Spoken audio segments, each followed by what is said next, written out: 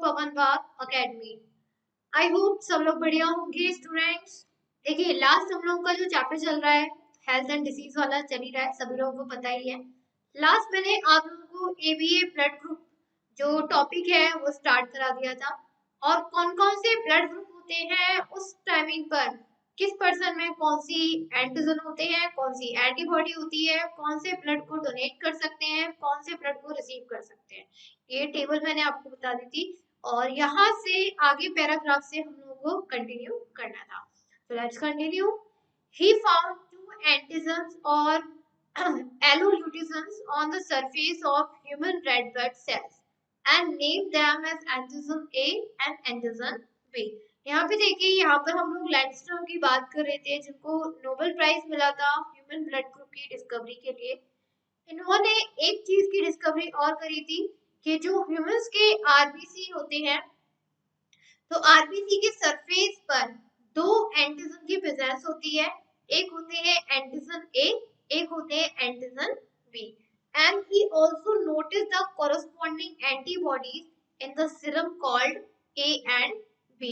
और जब उन्हें एंटीजन के बारे में पता लगाया, सेम एज इट इज उसी टाइमिंग पर उन्होंने उसके अगेंस्ट, यानी कि जो एंटीजन और एंटीजन ए और एंटीजन बी के अगेंस्ट जो एंटीबॉडी वर्क करती हैं उसके बारे में भी पता लगाया, और उसको भी नाम दे दिया एंटीबॉडी ए और एंटीबॉडी बी। बाकी का टेबल तो हम लोग देख ही चुके थे। In ABO system, the blood groups are determined by the presence or absence of antigen A and antigen B, and the blood group of person is classified into 4 groups A, B, AB and O। अब यहाँ पर हम किसी भी person का blood group identify करते हैं, वो आइडेंटिफाइड होता है कि किसी के रेड ब्लड सेल्स पर एंटीजन A प्रेजेंट है या फिर एंटीजन B प्रेजेंट है, या फिर हो सकता है कि आधे रेड ब्लड सेल्स पर एंटीजन ए हो, आधे रेड ब्लड सेल्स पर एंटीजन बी हो। अब इसकी एब्सेंस और प्रेजेंस के बेसिस पर हम किसी के भी ब्लड ग्रुप को आइडेंटिफाई करते हैं। और किसी में हम लोग के जो ह्यूमंस है उसमें मेनली 4 ग्रुप्स में डिवाइड किया गया है, A B, A B and O. तो सबसे पहले हम लोग यहाँ स्टार्ट करते हैं ब्लड ग्रुप ए से। Individuals with blood group A have the antigen A on the surface of their RBC and antibody B in their plasma। ये आपको याद रखना पड़ेगा, जो हम लोगों ने टेबल में देखा था ना, उसी टेबल को इन्होंने समरी में लिख दिया है कि अगर किसी भी पर्सन का A ब्लड ग्रुप है तो उसमें कौन सा एंटीजन होगा, A, उसके रेड ब्लड सेल्स पर, एंटीबॉडी कौन सी होगी, B। यही हम लोग बात करें ब्लड ग्रुप B की, अगर किसी पर्सन का ब्लड ग्रुप B है, एंटीजन बी होगा, एंटीबॉडी होगी ए, यानी कि ब्लड ग्रुप और एंटीजन सेम सेम चलता है, एंटीबॉडी उसके अगेंस्ट आ जाती है, अपोजिट आ जाएगी ना, तो याद करना भी इजी है आप लोगों के लिए। अगर किसी पर्सन के अंदर ब्लड ग्रुप ए बी है तो रेड ब्लड सेल्स पर, हाफ रेड ब्लड सेल्स पर एंटीजन ए, हाफ रेड ब्लड सेल्स पर एंटीजन बी, ये प्रेजेंट होगा और उसके अंदर कोई भी एंटीबॉडी नहीं होगी। यही बात करें ब्लड ग्रुप ओ की, तो यहाँ पर antigen A and B on their RBC and shows presence of both A and B antibodies in their plasma। Blood group A O person वाले ग्रुप में पर्सन में दोनों एंटीजन प्रेजेंट होंगे, A भी होगा B भी होगी, और दोनों टाइप की एंटीबॉडीज भी होंगी A and B। मोस्ट याद करना बहुत ही इजी है, A और B को तो अपने आप ही याद हो जाएगा। A B में एंटीबॉडीज नहीं होती, एंटीजन A और B होते हैं, O में एंटीजन्स भी होते हैं और दोनों एंटीबॉडीज भी होती है उसके प्लाज्मा में। Very easy to learn. Next आ जाते हैं आरएच फैक्टर। मैंने बताया था ना आप लोगों की जो ब्लड ग्रुप सिस्टम है एंटीजन ब्लड सेल्स का फाइंड आउट करने के लिए, एक तो एबीओ सिस्टम था वो हमने पढ़ लिया, दूसरा हम लोगों का कौन सा आ जाता है यहाँ पर, आरएच फैक्टर वाला। तो नेक्स्ट हम लोग स्टार्ट करते हैं वो है RH factor. RH is the most complex of the blood group system। देखिए जो ABO आप लोगों ने ब्लड ग्रुप सिस्टम पढ़ा वो बहुत इजी था, बड़ा ही सिंपलेस्ट, जो आप 9th 10th 11th में पढ़ते हुए आए हो, आपको कोई प्रॉब्लम नहीं हुई। RH फैक्टर आप लोगों का थोड़ा सा था 11th में, 10th में था, सिर्फ इंट्रोडक्शन था, पूरा नहीं था, लेकिन कहीं ना कहीं आपका कह सकते हैं 60 से 50% आपका RH फैक्टर 12 में प्रेजेंट है। बहुत ही कॉम्प्लेक्स सिस्टम है पूरे ब्लड ग्रुप सिस्टम का। RH factor is an antigenic protein present on the surface of the red blood cells in the human beings. What is RH factor? RH factor is an antigenic protein. जैसे हम लोग पढ़ते हैं ना कि that antibodies actually में glycoprotein है. Same as it is. What is RH factor? Actually, RH factor is an antigenic protein which is present on the surface of the red blood cells of human beings. And it was first discovered by Langston and Wiener in 1940 on the surface of red blood cells of rhesus monkey. वह human beings में नहीं हुआ था, rhesus monkey पर हुआ था। That's why हम उसको RH फैक्टर बोल देते हैं। इसको हम लोग RH फैक्टर और D एंटीजन भी कह देते हैं। Persons having RH factor, that is D antigen, is called RH positive, and those lacking D antigen are called RH negative. जिसके अंदर D एंटीजन, जैसे हम लोग के दो एंटीजन होते हैं, एक तो A होता है और एक B होता है, और एक थर्ड टाइप का एंटीजन भी होता है, दैट इज D, जिसको हम लोग बोल देते हैं रेसिस, क्योंकि वो मंकी के बॉडी में फाउंड आउट हुआ था, that is rhesus factor. Otherwise commonly आप कहना चाहते हैं तो D antigen, a third type of antigen. अगर किसी पर्सन के अंदर ये थर्ड टाइप का एंटीजन प्रेजेंट है, वो होता है पॉजिटिव, बोलते हैं ना B पॉजिटिव, A पॉजिटिव, यहाँ पर ब्लड ग्रुप होते हैं AB पॉजिटिव। क्यों? क्योंकि उसके अंदर थर्ड टाइप का एंटीजन RH प्रेजेंट है, दैट्स व्हाई पॉजिटिव। और जिसके अंदर D एंटीजन की प्रेजेंस नहीं होती, B negative, A negative, AB negative, कहते हैं नेगेटिव है इसका तो ब्लड ग्रुप, क्यों है? D एंटीजन प्रेजेंट ही नहीं है, that means RH negative. And D antigen induces a strong immunogenic response when introduced into RH negative individuals. अब एक चीज ध्यान रखिएगा, जो हमारे नेगेटिव होते हैं, नेगेटिव ब्लड ग्रुप पर्सन होते हैं, दैट मींस D एंटीजन की प्रेजेंस नहीं होती है, और उनके अंदर D एंटीजन इंड्यूस करा दिया जाए, मतलब आर्टिफिशियली इन द सेंस जो लैबोरेटरी में प्रिपेयर हुआ होगा, उनकी बॉडी में खुद का तो है नहीं है, नेचुरली तो नहीं है, आर्टिफिशियली बोलेंगे हम तो जिस किसी भी पर्सन के अंदर D एंटीजन नहीं है, नेगेटिव है, B नेगेटिव हुआ, A नेगेटिव हुआ, AB नेगेटिव हो गया, और उसकी बॉडी के हम लोग अंदर D एंटीजन इंड्यूस करा दें, उसका स्ट्रॉन्ग इम्यूनोजेनिक रिस्पॉन्स होता है, यानी कि इसका जो इम्यून सिस्टम है ना बहुत ज्यादा स्ट्रॉन्ग हो जाता है। And RH blood group is an important factor in blood transfusion and is involved in hemolytic disease of the newborn. यहाँ पर ये ब्लड ट्रांसफ्यूजन के लिए बहुत ही इंपॉर्टेंट है। ब्लड ट्रांसफ्यूजन समझते हैं ना, किसी का ब्लड, किसी को खून की कमी हो गई है तो वो दूसरे का चढ़ाया जाता है, ब्लड ट्रांसफ्यूजन। क्योंकि जब किसी का ब्लड ट्रांसफ्यूज किया जाता है किसी दूसरे की बॉडी के अंदर, तो पता लगाता है ना कि वो पॉजिटिव है, नेगेटिव है, और जब तक यही नहीं पता होगा कि उसके अंदर D एंटीजन प्रेजेंट है, पॉजिटिव है, D एंटीजन एब्सेंस है, नेगेटिव है, तो ब्लड को ट्रांसफ्यूज करना बड़ा ही मुश्किल सा हो जाता है। इसके अलावा haemolytic disease of the newborn, haemolytic disease का मतलब होता है, यहाँ पर कभी कभी क्या होता है, जैसे न्यूबॉर्न बेबी होता है ना, तो उसके अंदर जो रेड ब्लड सेल्स हैं, उसके अंदर जो रेड ब्लड सेल्स हैं या तो डिस्ट्रॉयड हो जाते हैं या फिर कम होते हैं किसी भी कंडीशन की वजह से, राइट। तो उसको रेड ब्लड सेल्स प्रोवाइड किए जाते हैं, और किसके बेसिस पर किए जाएंगे, कि उसका मदर का जो फीटस, मतलब जब तक यूट्रस के अंदर है, जब तक वो यूट्रस के अंदर है, ये चीज ध्यान रखिएगा। या फिर न्यूबॉर्न मतलब कह सकते हैं 1 मंथ का बेबी हो गया, ज्यादा, इससे ज्यादा नहीं। तो अगर किसी फीटस के अंदर या फिर 1 मंथ के बेबी के अंदर उसका कोई हीमोलिटिक डिसीज हो गई है, यानी कि उसके रेड ब्लड सेल्स क्या हो गए, कम हो गए हैं या फिर ऑलरेडी कम है, तो उसको red blood cells, I mean to say blood transfusion में उसको हेल्प करना। और ये इसका पता लग, इसको ब्लड ट्रांसफ्यूजन के लिए भी, यानी कि उस बच्चों को रेड ब्लड सेल्स देने के लिए भी मदर का ब्लड ग्रुप नेगेटिव था या पॉजिटिव था। It occurs when negative mother conceive positive foetus. ये जो कंडीशन होती है ना कि मदर, यहाँ पर जो फीटस के अंदर है रेड ब्लड सेल्स डिस्ट्रक्ट हो गए, डिस्ट्रॉयड हो गए, ये कंडीशन तब होती है कि मदर नेगेटिव थी, यानी कि D एंटीजन नहीं था, लेकिन फीटस के अंदर D एंटीजन आ गया। अब आप कहोगे कहाँ से आ गया, अरे भाई फादर के अंदर होगा तो फादर से आ गया। तो ऐसी कंडीशन में क्या होता है, फीटस के अंदर जो रेड ब्लड सेल्स हैं वो डिस्ट्रक्ट हो जाते हैं, ऐसी कंडीशन में बच्चों को थोड़ा सा देना पड़ता है उनको डिसीज से प्रोटेक्ट करने के लिए। The Rh positive RBC from the fetus may enter the mother's circulatory system during childbirth, causing her to produce anti-Rh antibodies. यहाँ पर क्या होता है, जो हम लोगों के फीटस में क्या थे, RH पॉजिटिव थे, डी एंटीजन था।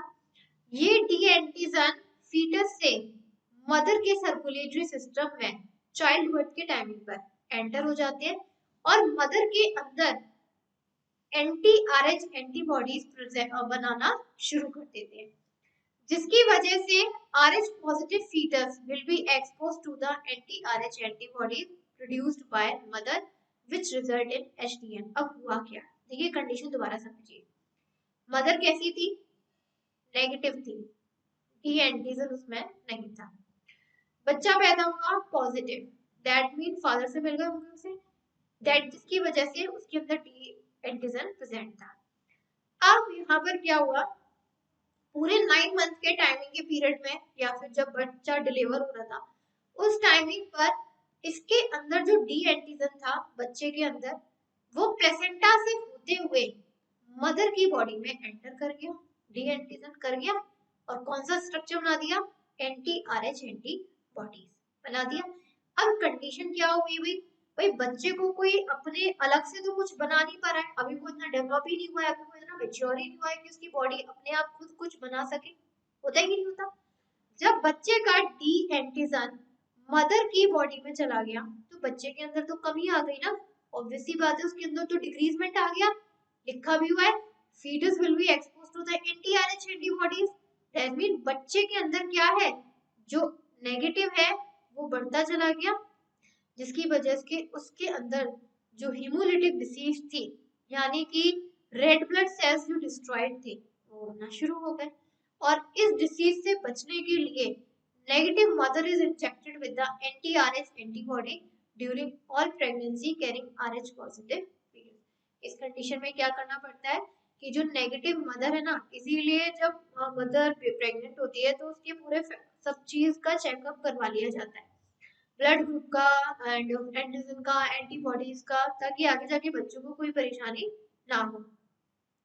स्टार्टिंग में जब पता लग जाता है ना कि मदर नेगेटिव है, और डॉक्टर को तो सब पता होता है कि बच्चा हो सकता है पॉजिटिव हो, राइट, डेफिनेट सी बात है कि फादर अगर डी एंटीजन वाले होंगे, पॉजिटिव होंगे तो बच्चा पॉजिटिव आएगा।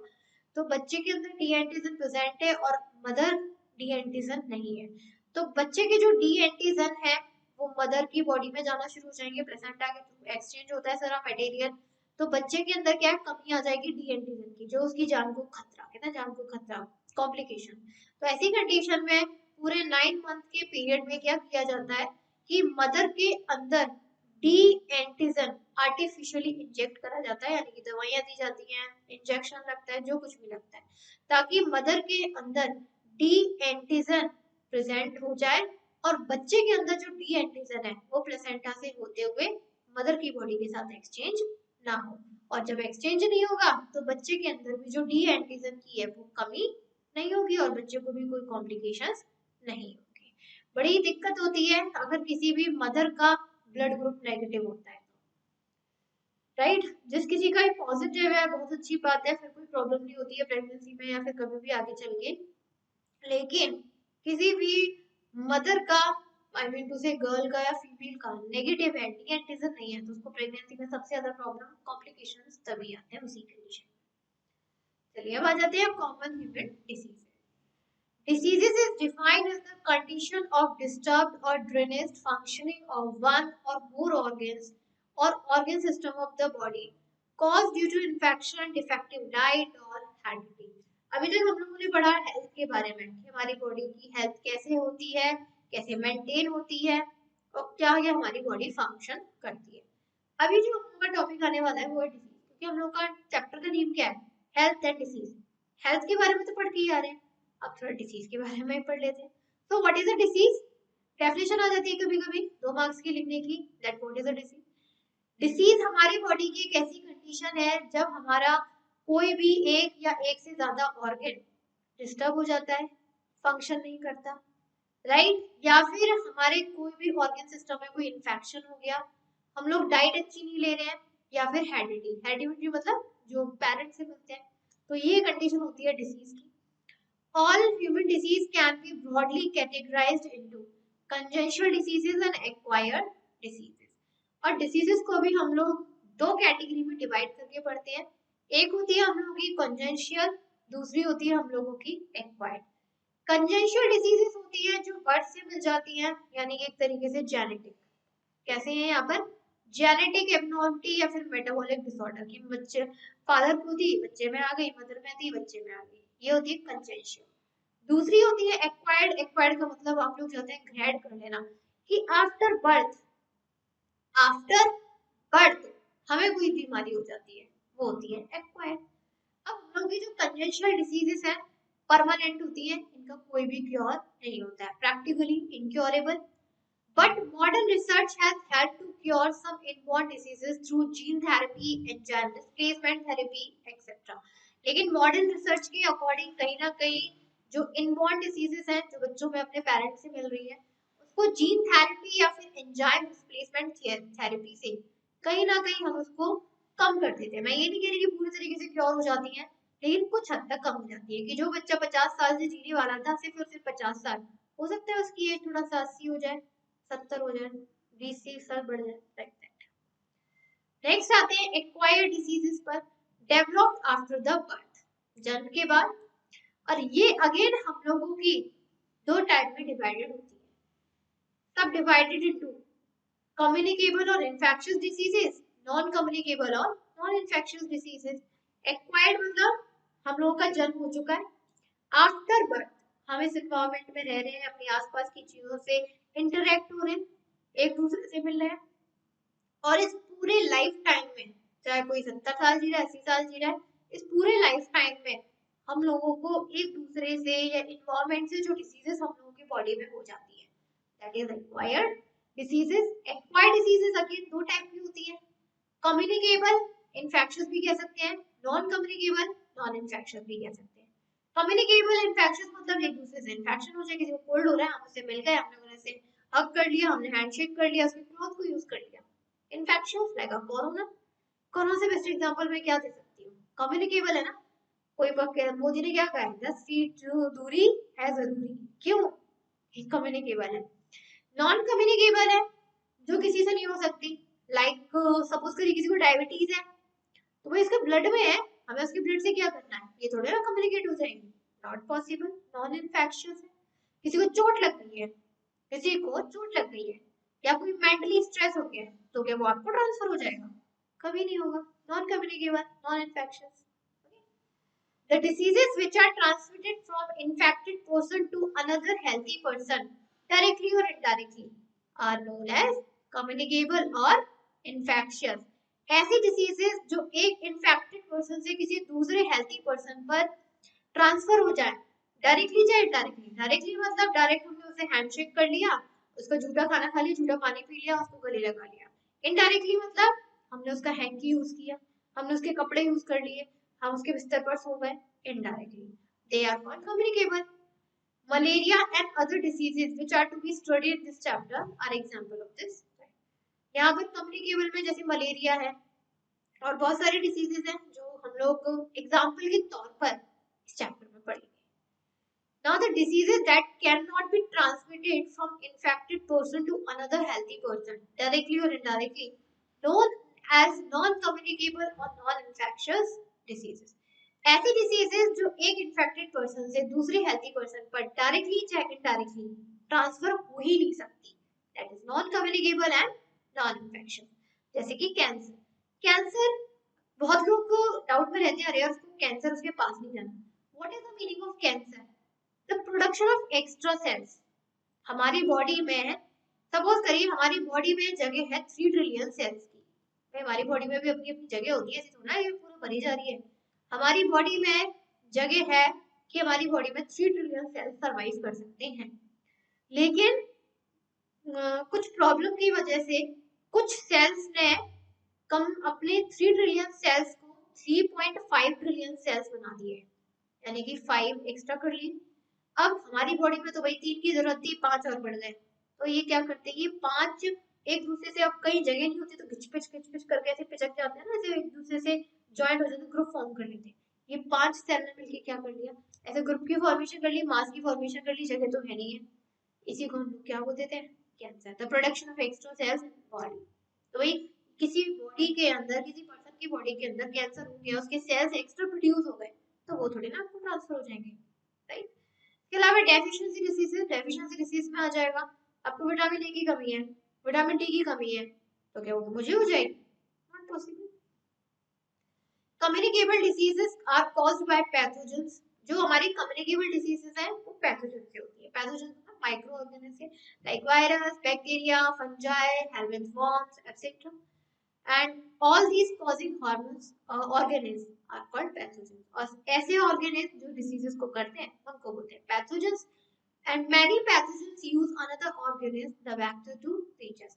और कुछ माइक्रो ऑर्गेनिज्म ऐसे होते हैं मूवमेंट तो कर नहीं पाते हैं, तो वो क्या करते हैं, किसी दूसरे ऑर्गेनिज्म की बॉडी से जाके स्टेक हो जाते हैं।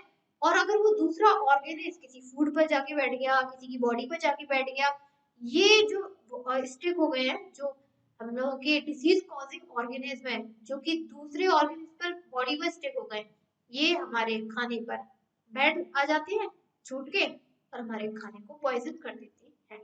जैसे कि वो मॉस्किटो, मॉस्किटो हमें कोई बीमारी नहीं करता है, ध्यान रखिएगा। हमें रोज कितने मॉस्किटो खाते हैं, ऐसा रोज नहीं बीमारी आता है, मॉस्किटो कोई बीमारी नहीं करता, बल्कि मॉस्किटो के अंदर जो ऑर्गेनिज्म होता है प्लाज्मोडियम, उसके बॉडी सरफेस पर, वो हमारी बॉडी पर एंटर करता है, देन हमें डिसीज हो जाती है मलेरिया और dengue.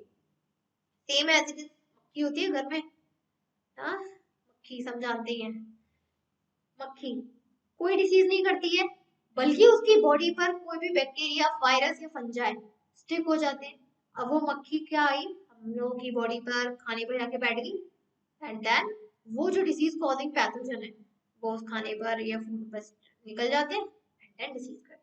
These are called vectors, and these vectors are actually parasites which we regularly come across. ये वेक्टर्स क्या हैं, एक्चुअली में पैरासाइट है। पैरासाइट मतलब ये हमारी बॉडी का खाना खा के हमारी बॉडी पर डिपेंड रहते हैं और लिव करते हैं, लेकिन एक्चुअली वो हमें कोई बीमारी नहीं करते। And the parasites of, parasites भी 2 टाइप के होते हैं, एक होते हैं एक्टो, एक होते हैं हम लोगों के एंडो। एक्टो का मतलब जो हमारी बॉडी सरफेस पर ही, हमारे जैसे मच्छर, मॉस्किटो हो गया, हमारी बॉडी सरफेस पर ही रहते हैं, बस अपना डंक गाड़ के वो खून चूसता रहता है। एक्टो, एक्टो मतलब बाहर की तरफ, लाइक अ बैट बग। यही बात करें एंडो, एंडो जो कि हमारी बॉडी के अंदर एंटर हो जाते हैं, राइट। एक्टो पैरासाइट में जैसे बेड बग आ गया, बेड बग का मतलब ये हमारी बॉडी से स्किन से स्टेप हो जाती है और खून चूसता रहता है, बेड बग। एंडो पैरासाइट की बात करें, एंडो पैरासाइट में जैसे प्लाज्मोडियम है, प्लाज्मोडियम मॉस्किटो में प्रेजेंट होता है। मॉस्किटो अपना जो डंक होता है, स्टिंग, हमारी बॉडी के अंदर डालता है, और फिर वो जो प्लाज्मोडियम है वो उस डंक से होते हुए हमारी बॉडी के ब्लड में आके एंटर हो जाता है, और फिर हमारे बॉडी के अंदर जो न्यूट्रिशन वगैरह है उसको एब्सॉर्ब करता है। ये कैसा हो गया, एंडोपैरासाइट्स। सबसे पहले स्टार्ट करते हैं मलेरिया, जो कि हम लोगों की एक इन्फेक्शियस डिसीज है, राइट। इसका जो किससे होता है, कौन से प्रोटिस्ट से होता है, प्लाज्मोडियम से होता है, ये तो सब जानते हैं।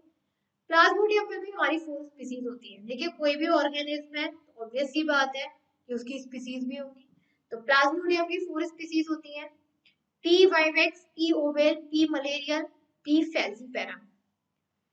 P. only P. falciparum causes serious illness while others are rarely fatal। यहाँ पर C सिर्फ और सिर्फ P. falciparum स्पीसीज है प्लाज्मोडियम की जो बहुत ही ज्यादा सीरियस इलनेस करती है, बाकी सब ठीक है, हो गई, ठीक हो जाएंगे। And there are 4 types of malaria, और इसी के बेसिस पर, इन स्पीसीज के बेसिस पर 4 टाइप के मलेरिया होते हैं। मलेरिया की सिम्टम्स देख लेते हैं। Malaria begin to appear about 7 to 15 days after the bite of infective mosquito। अगर किसी मच्छर ने काट लिया है, एक ऐसे मच्छर ने जो मलेरिया कर सकता है, तो 7 से 15 दिन बाद उसका सिम्टम्स आना हमारी बॉडी में शुरू होता है। अब उसके क्या क्या सिम्टम्स हैं अलग अलग स्पीसीज के बेसिस पर देख लेते हैं। सपोज करिए कि अगर P. vivax से मलेरिया हुआ है, 14 दिन के अंदर पता लग जाता है, high fever after 48 hour interval.